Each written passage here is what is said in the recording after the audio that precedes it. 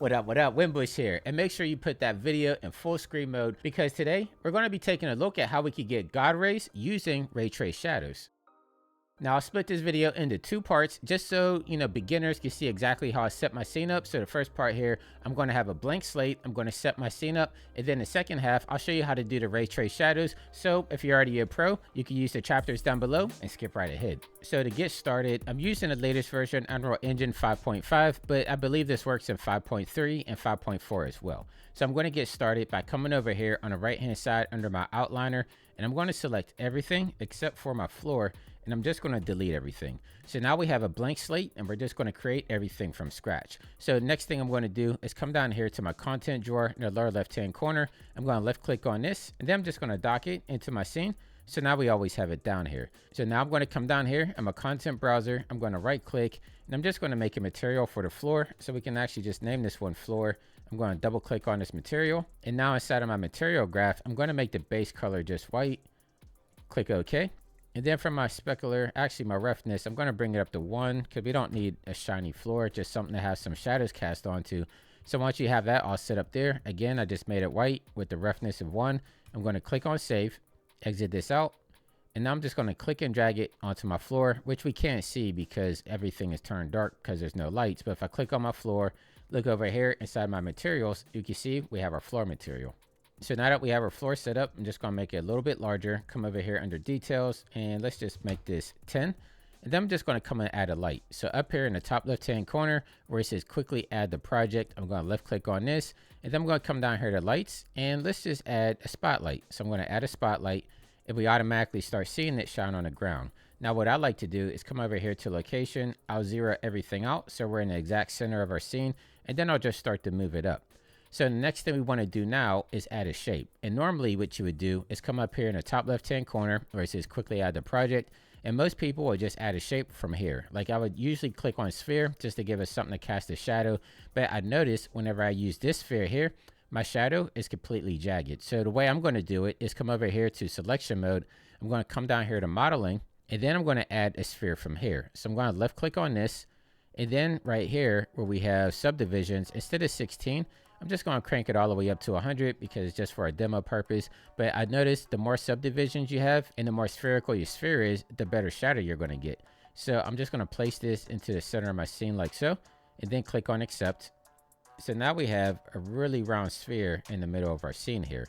So I'm going to come back up here to modeling mode, left click, click on selection. Again, with my sphere selected, I'm just going to zero the location out. Then I'm just going to move it up a tad bit here. Now you might notice that we still have some jagged edges there, and that's because we're not using Raytraced Shadows, but we'll get to that in here in a bit. So the next step from here, I'm going to come back up here where it says quickly add the project. Come down here to visual effects, and I'm just going to add a post-process volume, and you guessed it, I'm going to zero it out. And then down here under search, I'm going to type in UNB for infinite extent unbound. I'm going to click this on, then I can exit this out. And what that does is everything that I do now inside of my post-process volume is going to engulf the entire scene, not only what's inside this volume here. So I'm going to come down here to exposure under details. I'm going to left click on this, and then I'm going to come down here to min EV 100, click on this, and max EV 100, click on this, and I'm going to take these both down to 1. So now we have more exact lighting inside of our scene. You can see everything turn completely dim. But now what I want to do is let's add some exponential height fog. So again, come up here, quickly add the project. Then I'm going to come down here to visual effects, and I'm going to click on exponential height fog, zero everything out.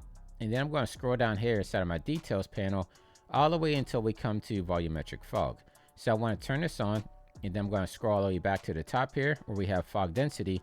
I'm just going to turn this up, and you can see in the distance we're starting to get some fog in there. I could probably even make this 0.1 just to make it a little bit more apparent, and then that's almost going to get us where we need to go. So I'll probably want to add a material on here, right, just to add a little bit more context to the scene.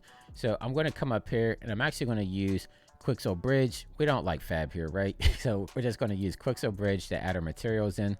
And once you open up Bridge, of course, it's going to tell you to start going to fab, but you know me, I'm old school. I love Quixel Bridge, so I'm going to keep using this. But what I want to do is I'm just going to put like a shiny material, which I already have downloaded. So once this loads up, let's take a look at some of the shiny materials we have here. So I have gunmetal, I have gold, I have steel. I'm probably just going to add this steel one in there real quick because I already have it downloaded. So I'm going to come right here to add, and I'm just going to add that to my content browser. So now I can exit this out. I'm going to click and drag this onto my sphere. Now we have a nice shiny sphere, and that's all we had to do to get this scene set up. So now I can come down here in my content browser, exit that out just to give us a little bit more real estate. Now let's add some volumetric fog onto our spotlight. So I'm going to click on my spotlight. I'm going to move my details panel over just a tad bit more so it's easier to see. And what we want to look for is we want to look for cast volumetric shadows. So you can either type that into your search, or you can just scroll down here under advanced. I'm going to click on this, and then it should be within here. So I'm going to keep scrolling this down until we get to right here. So it's just going to be a couple of levels up from the bottom from rendering here. So this is it, cast volumetric shadows. You want to turn this on, and you might notice it still didn't do anything. And that's because we need to put the volumetric scattering on here as well. So I'm going to scroll this back up inside of my details panel. And what I want to click on, or actually what I want to put up right here where it says volumetric scattering intensity, we can put it at 100, see what it does. So now we're getting some nice volumetric light in here, but we can actually crank this up maybe like 200, give it a little bit more God ray. And you can see right here, now we're starting to get our shadow casted on there. And if I scroll all the way back down here, where it says cast Raytraced Shadows, you can see it's using the project setting, but we want to make sure that it's enabled, right? So I'm going to left click on this, and I'm going to turn on enabled. But if it freezes up, don't worry, it's just working inside the system. So once I click on enabled, it's going to give it a couple seconds of frozenness, and then it's going to resume. So you can see right off the bat, it started to light up there a little bit. Let me actually come back over here, hit disabled. And if you look inside the shadows here, you can really see the big difference. So I'm going to enable it again. And there we go. So now we have the Raytraced Shadows, but we don't actually see the shadow, right? Like the shadow that's hitting off the ground is perfectly spherical now, and that's because of our sphere there. Let me actually disable it again. You can see we have some aliasing there, so that's going to give us a nice Raytraced shadow, but we don't have the casting falling off. Now, in order to get that, we're going to have to come down to console command, which is all the way down here at the bottom. Now, I'll put this down inside the description down below and inside the comments, so you can just copy and paste it. But down here in the console command, I'm just going to paste this in. So what you want is r.VolumetricFog.InjectRaytracedLights. And then from there, you're just going to hit the space bar and click on one, and then just hit enter. And now you can see we have the Raytraced shadow coming off the side of the ball there, which looks really nice. So like I said, I'm going to have that down inside the comments section and inside the description down below. So make sure you copy and paste that, put it in your notepad or anywhere that you have your shortcuts. And until next time, stay fresh, keep creating, and I'll catch you in that next video. I'll see you soon. Take care.